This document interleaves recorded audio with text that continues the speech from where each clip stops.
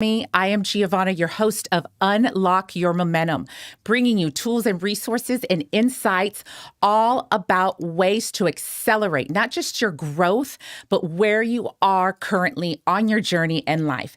So it's all different types of resources and guests that I bring to you in order to do that. And today, my guest, this is definitely a juicy topic in my mind because most of the time we are always assessing whether it's our businesses or the things that we're surrounded or around. But sometimes we're so concerned about others that we forget about ourselves and we forget about our own self-protection and safety, whether it's in our home, whether it's in our environment, or even self-protection when it comes to our bodies and our health. So today, I want to start by introducing my guest. And he has many hats that we can speak to. First of all, he's a self-protection instructor. He is a kettlebell instructor. He is a firearms instructor. He is a personal trainer. And I do have to disclose that I know him very well now for a couple years, and he's certainly a subject matter expert in a lot of things. So with that, let's jump in. Let's meet our guest. Welcome, Chris Newton. Gio. Hi. How you doing? Good. Thank you for being here. Thank you. Thank you for having me. Yes. And, this topic for me, first of all, I am obsessed with anything having to do with the body, wellness, mind, everything. And yeah, one of the things that I don't think about is self-protection. But before we jump into this topic, tell everyone, who are you and a little bit about you? All right. Yeah, my name's Chris, and I am I've been a lifelong martial artist. Started traditional martial arts when I was 18 years old, and I'm 48 now, so it's 30 years to this date actually. Grew up in Pittsburgh, humble beginnings, great childhood, but a lot of athletics. Football, baseball, started wrestling when I was in fourth grade, all the way up into varsity, and just had a great physical life. Father is a veteran. Okay. He fought in Vietnam War, and so needless to say, he's also came from the farm. He was a dairy farmer, and so needless to say, he put a lot of discipline upon me, probably more or. Most people couldn't even understand it nowadays, right? Wow. It's totally changed. My mom was awesome, and she always was the got me out of jail type woman. But we had it was a good yin and yang there, and I think it kept the things balanced. Then we moved to Florida, and then from there began college. Ended up graduating at FIU with a master's degree in exercise physiology. Okay. Went a few different routes, started marine biology, this, that, and the other, and then ended up loving personal training so much. The whole time, though, I started martial arts when I was 18, when I got out of high school, because I still needed that competitiveness. And one of my instructors one day was like, "Hey, there's some fights up in Bradenton. You want to go fight?" I was like, "Yeah, let's do it." So he trained me for a few weeks in American kickboxing. Oh, wow. Went up there, started fighting. I had 8 amateur fights, and then I moved to Miami, still going to school. This was in Naples, by the way. Okay. Then moved to Miami, and then started some karate and different things. Fought in a professional full contact karate league, so to speak, circuit. Then got an opportunity to train for Muay Thai, and I went pro fighting Muay Thai, and there is where I really cut my teeth on stress. Because these guys wanted to take your head off. Right? Wow. This was a little different than everything else. Before it was headgear and that type of thing. This was not. Yeah. Right. And knees, elbows, everything. And thank you for that background, because everything that you're speaking to right now on your background, basically this was ingrained in your DNA. Because one of the things I was going to ask you is, how did you start this? But it sounds like this was part of your upbringing. It was part of your everyday makeup. And so you tried to maybe steer away from it, and then you came back to it. So is this truly your purpose? I don't know. I think I could have gone a lot of different ways. I think this was the natural way for me. Okay. I think honestly, academics wasn't they always wanted us to do well in school. It wasn't, hey, we got to be the best. It was, we got to be the best at sports. Whatever you're doing, you've got to be the best at. Second sucks, all that kind of stuff. And the physicality, I think, was born to be more of an athletic type of guy. Wasn't probably talented enough to go into professional sports, baseball, and things of that nature. But it was my thing, and I love the physicality of things. So that led me into all the martial arts that I have done and the personal training. So personal training, you get to coach people, you get to see the progress. Yeah. There's a ton of really great things to benefit, from me. It's almost like I'm not working. Yeah. Yeah, I love it. Yeah. And what I love about what you do is, in my opinion, you have a different approach. And if I was to talk about that approach, is that you really focus on the fundamentals and the proper usage of the body and how to build strength, which is a very important thing, which we're going to get into that more. But let's back up and let's go back to self-protection. One of the things that I get to call out and compliment and acknowledge you on is that one of the things that I've experienced in working out with you is that you incorporate the self-protection into your workouts.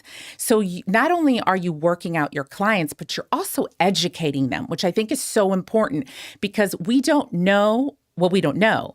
And so you're bringing awareness. So let's talk self-protection.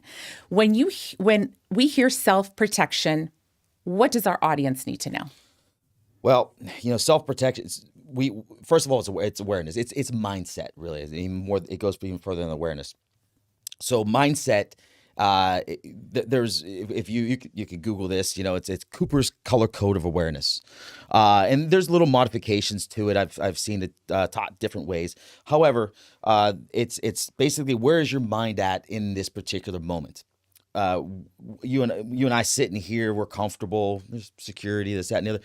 We're in white, condition white. We walk outside to go to the car. And this is a fairly good neighborhood, and no apparent problems. We should be in yellow. We should not be in white. We should be in yellow, which means we are aware. We're looking. Awareness is really defined as field of vision. So if I look to my left, I look to my right, I should really, with peripherals, see 180 degrees one way, and that would make 360 each way. And this is at all times. So this is the way that we should be operating as humans in our everyday behavior to begin with. Yes, your parents told you look both ways when you cross the street. That's a good right? point. Boom, boom. So you have that awareness. Okay. Right. So that awareness should feed into your daily habits. You shouldn't get out of your car and not be aware where you're going. And I've seen all kinds of mistakes. I observe, because that's just kind of what I do. People will sit in their car unlocked, takes them half an hour to get out of their car after they park. Okay. Why? You are sitting there in a confined space that anybody can ambush you at any point in time if they really wanted to. Okay. If you're targeted. Walking to your car, walking in the mall, walking anywhere with your phone in your hand like this. So if my phone is in my hand, what is my field of vision? It's definitely not 180 degrees. Yeah. It's right there because you're tunnel vision. Yeah. And by the way, you've just pointed out two very common things that we all are doing today. So really, I think that that's the first call out for our audience is stop and think for a moment. How many times are you not aware because you are looking at your phone or because you do stay in the car, which by the way, I am completely definitely guilty of that because I end up having conversations in my car and having no idea. So you've just pointed out two things on that. So continue, please. Yeah, I'll give you an example. A couple of days ago, I go to Brickell to train a client 4 days a week. Go and park in the parking garage. I observe. I get out of my car. There's a woman walking towards me coming out of the elevator. She's on her phone, doesn't even see me, probably doesn't know I exist. I'm walking towards her, right? Because I have to go to the elevator. She's coming. Doesn't even break contact with her phone. She opens up her car. She opens the car door, stands up for a little bit, still talking on her phone. I'm turning around looking at her. I'm tempted to say something just to try to educate the public, but then I don't want to scare her. Yeah. But think about if I was a criminal, the opportunities I had. Not only could I have accosted her as she's walking up, But as she opens the car door, she unlocks it and gives me carte blanche, freedom to go in, push her inside the car, right? Or take her car, smack her over the head, throw her on the ground, take her all her belongings, anything I wanted to, or possibly do worse. And that's where the problem lies. I always tell my students, you never want to go to crime scene number 2. So if you can be aware and you get to jump on this person, you're like, I see somebody coming at me.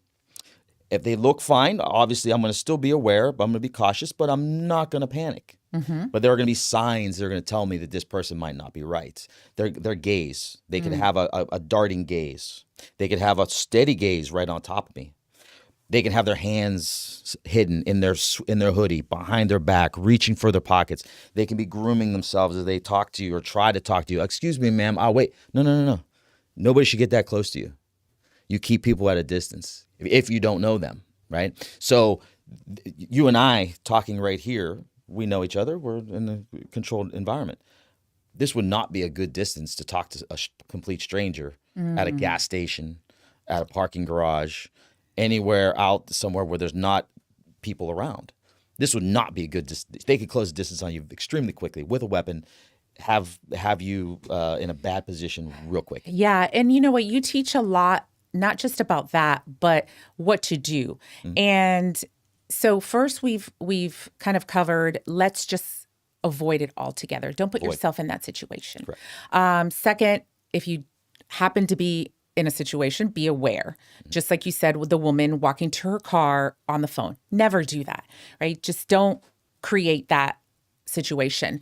And then what comes to mind, because you have taught this too, is that if someone's approaching, don't continue to approach them, right? Now start creating space and backing up, right? So I think the next piece that we come up on is now there's some kind of physical altercation or exchange that happens, whether they want to attack you, rob you, kidnap you, whatever it is. Would that be correct? That's usually what occurs next? Yes. There could be something in between that depending on who you are. Okay. If you're man, woman, large, small, and who your attacker may be, right?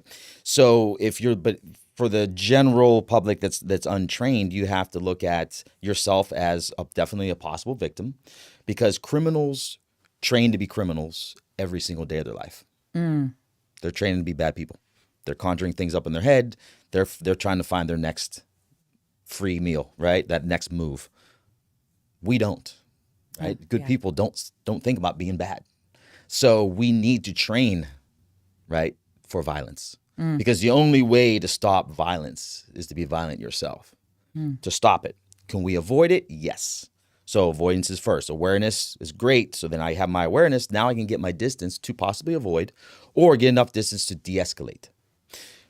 That de-escalation could mean just distance. It could mean I get cover. I get something between us, maybe a car, maybe some type of wall, some type of barrier that I get between the perpetrator and myself.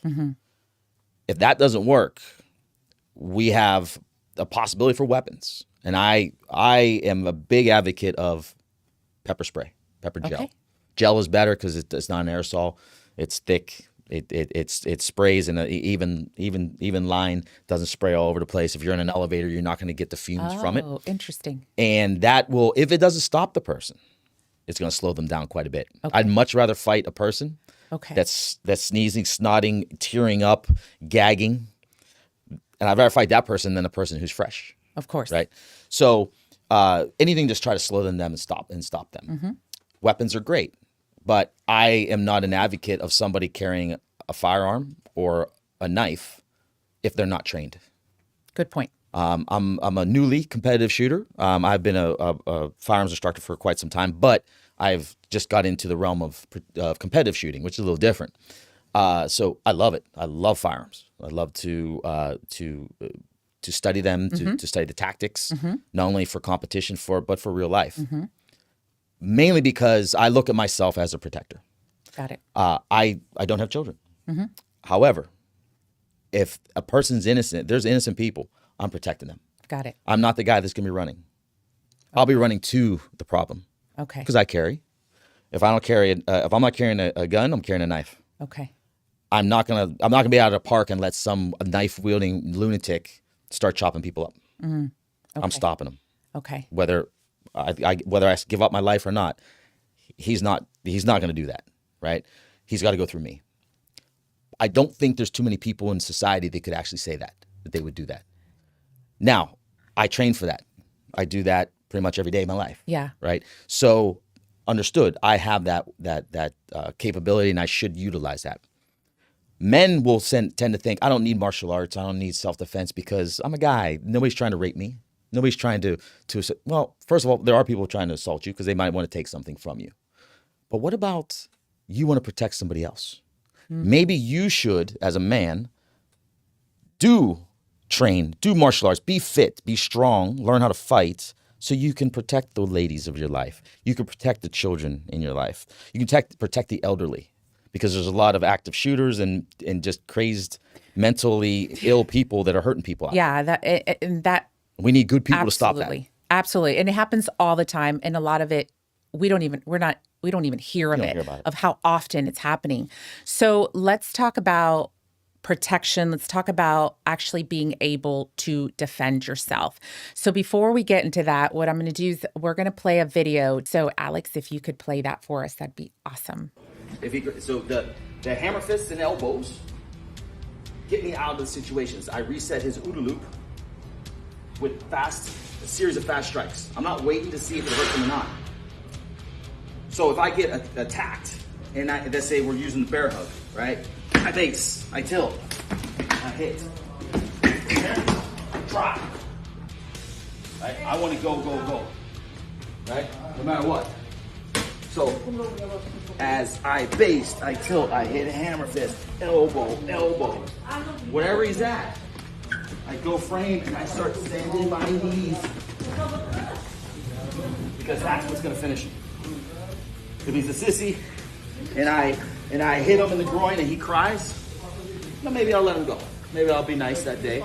It's Friday, right? I'll say, hey, should have known better, right? Mess with the wrong guy. However, I'm not gonna wait to see if that happens. I'm gonna smash. I'm not waiting to see whenever I hit, if I hit him with my shot. I'm not gonna wait and see. I'm already sending the other one. Once I got space, then I go. Krav Maga, always move forward. Destroy. Neutralize, then you're safe to go. Yes? Okay. So there you have it. That's part of your instructions. So tell me a little bit about your approach and how you teach. So the concept, and I was explaining there, but the concept is you must be aggressive. Once contact is made, look, I want to back up. I want to get space. I want to have de-escalation. However, once the contact has been made, I can't de-escalate anymore. I can only back up so much. I want to run into a wall. I want to run into a car. I don't want to back myself into that corner. So I'm only going to go back so far. I'm going to use my words to keep this person at bay. And it's great as well for self-defense, right? Because if cameras or people are hearing this, stay back, please stay back. I don't want any problems. That puts me on the defensive. So I'm not the one starting things. So start speaking. Sure. Okay. Once they cross that barrier, I'm not going to wait for them to hit me.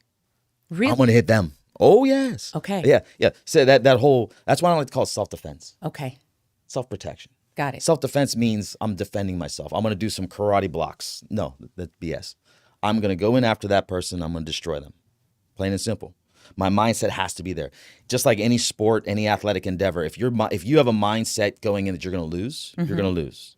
You must go in, you're going to win. And this is for your life. So your motivation to be fighting for your life should be way greater than the motivation of him trying to hurt you. Yeah, and let's define that win and motivation for your life.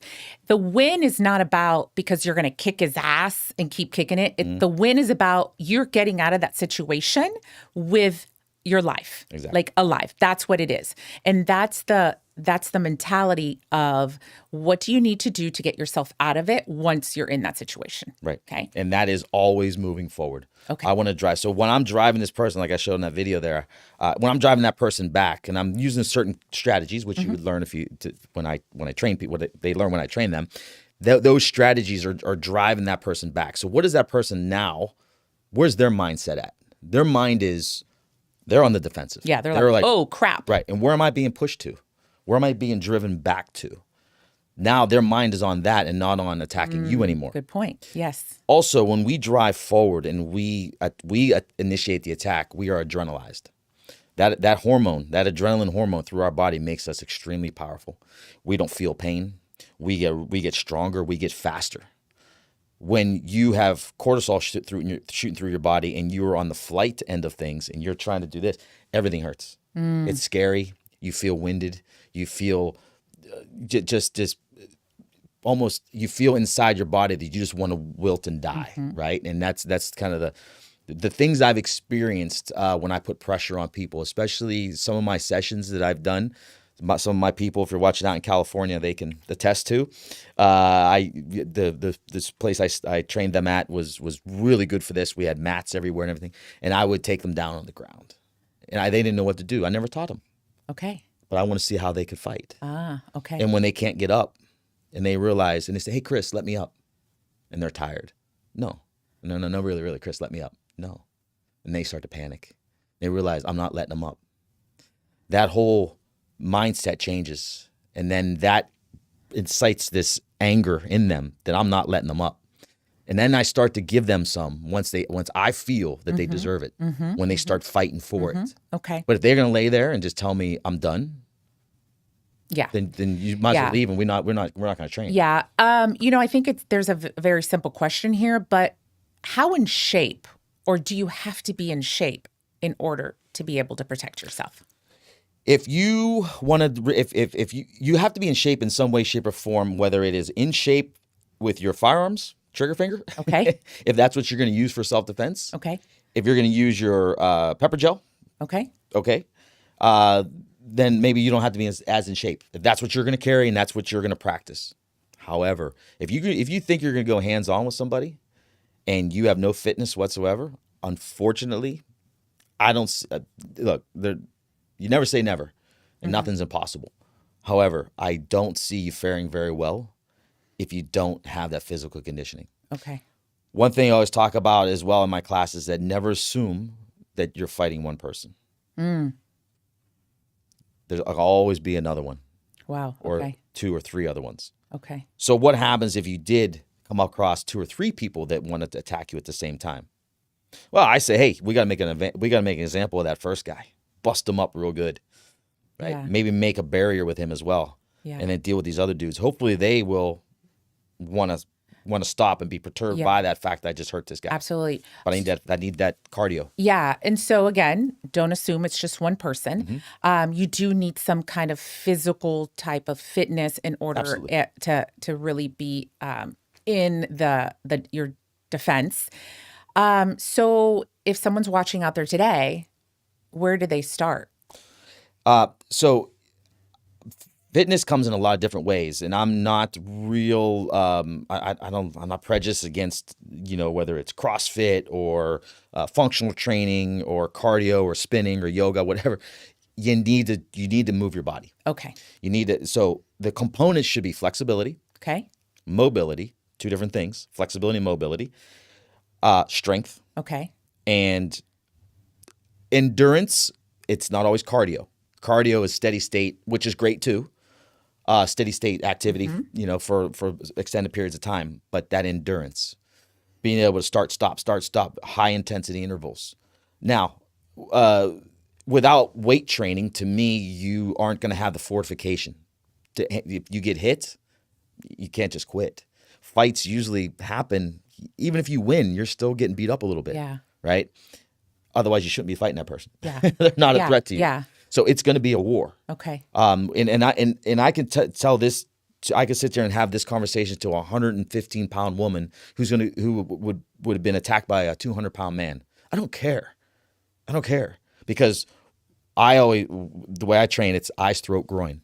I want you to take out their eyes. I want to take out their throat, and I want you to destroy their groin. Okay. Okay. I don't care how big you are, as a man.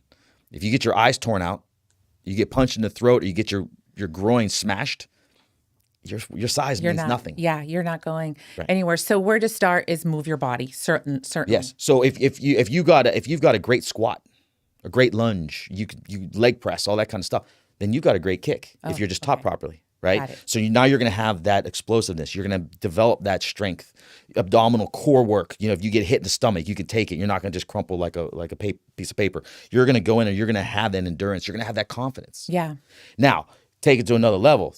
Stuff that we do, right? Suspension training, kettlebell work, sprints, animal flow, the stuff we do on the ground, good for groundwork. You get knocked to the ground. How do you get back up real quick and kick them in the face, right? We want that intensity. Yeah. So the more fitness endeavors you can find, the better. Yeah.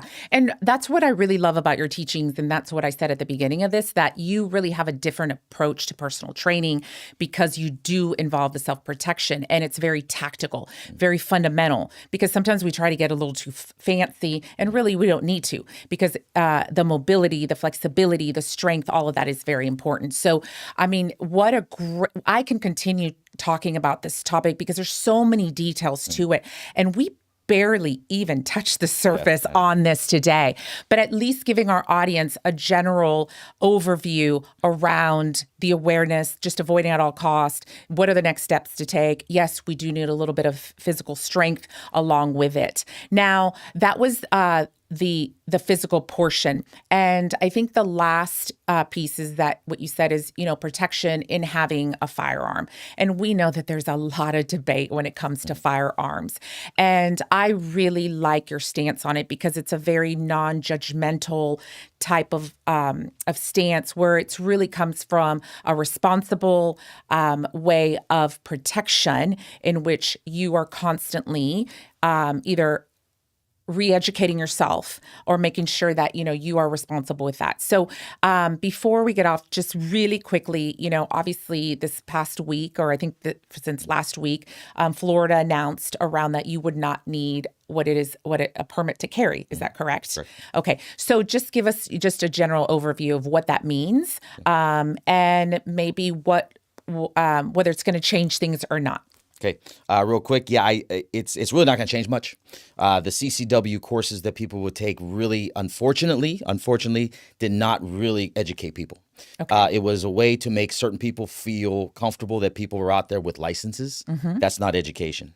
The stuff that I do, the things that I go to, the courses that I take, the courses that I teach, the things of those natures that we're actually running and gunning and moving ourselves with the gun. We're understanding how to manipulate the gun, how to load it, unload it, all the safety precautions. And then we're not only doing that once and then forgetting about it. We're doing that over and over and over again, probably once a month or maybe once every 2 months. We're training on this. And that's what all people who are carrying guns should be doing.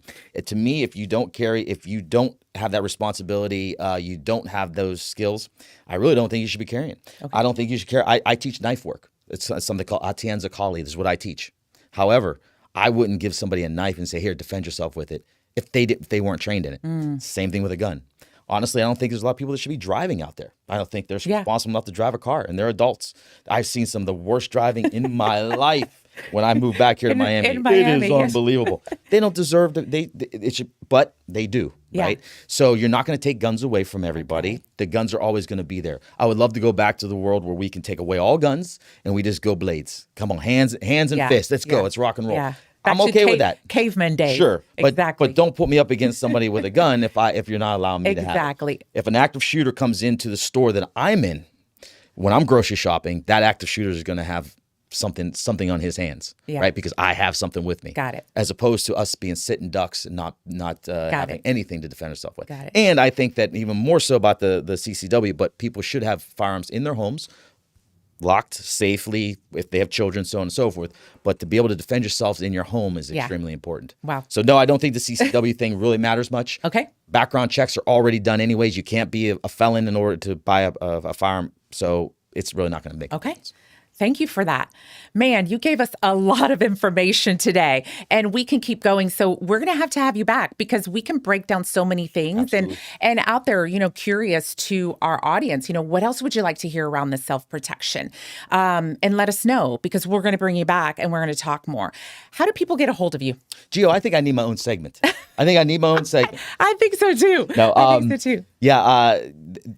My Instagram, okay, is I don't really look at Facebook much now, but Instagram, Newton's Physical Education. Newton's Physical Yes, Education. there Okay. will be it's in the works. Okay. Some online training in my own website, and along with some with video programming and such that people will be able to look into for Okay. distance learning. Okay. So yeah, you can message me through there. That's the best way to do it. Beautiful. Listen, and I highly recommend you because there Thank is you. no workout like working out with you. Oh, thank you. It's a whole different animal. So thank you for being here today. We Appreciate it. are going to have you back because there's so much that we need to talk about. So there you go, Miami. Chris Newton, I can't tell you enough. Self-protection.